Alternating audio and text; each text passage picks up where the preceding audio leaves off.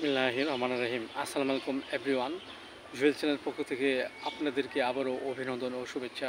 আজ আপনার মাঝে একটি নতুন ভিডিও নিয়ে হাজির হয়েছি। ভিডিওটি হলো মুখমণ্ডলের অ্যালার্জির ওষুধ। দেখেন এভরিওয়ান, এটি একটি ইম্পর্ট্যান্ট একটি ডিজিজ। আমাদের মানবদেহে বিভিন্ন কারণে আমাদের মুখমণ্ডলে চাকা চাকা অ্যালার্জি রোগটি দেখা দিতে পারে। একে অনেক সময় আমরা আমবাতো বলে থাকি। সো এভরিওয়ান, এই রোগটি আমাদের মাঝে হলে যে লক্ষণগুলো থাকে তা হলো, এ রোগ আক্রান্ত ব্যক্তিটি যদি প্রচুর পরিমাণে গরুর গোশত বা চিংড়ি মাছ খায়, এর ফলে যদি মুখমণ্ডলে যদি চাকা চাকা বর্ণ হয় এবং প্রচুর চুলকায় জ্বলে, এক্ষেত্রে আমরা যে ওষুধটি সেবন করতে পারি সেটা হলো আর্টিকা ইউরেন্স মাদার। আমরা 4 ফোঁটা করে সকাল বিকাল 2 বার সেবন করতে পারি।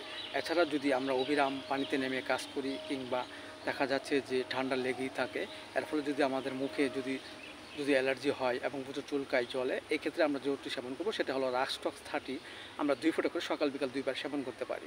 এছাড়া যদি আমাদের দেশে যদি প্রচুর গরম পড়ে এবং গরম পড়ার ফলে যদি আমাদের মুখমণ্ডলে যদি অ্যালার্জি হয় এবং প্রচুর চুলকায় এবং ব্যথা করে, এক্ষেত্রে আমরা যে ওষুধটি সেবন করব সেটা হলো হাইগোফিলা 30। আমরা 2 ফোঁটা করে সকাল বিকাল 2 বার সেবন করতে পারি। পাশাপাশি আমাদের হোমিওপ্যাথিক যে বায়োকেমিক বড়ি ফেরামফস 6-এর 4টি কাপড় চিবিয়ে হালকা গরম কুসুম পানি সহ আমরা সকাল বিকাল 2 বার সেবন করতে পারি।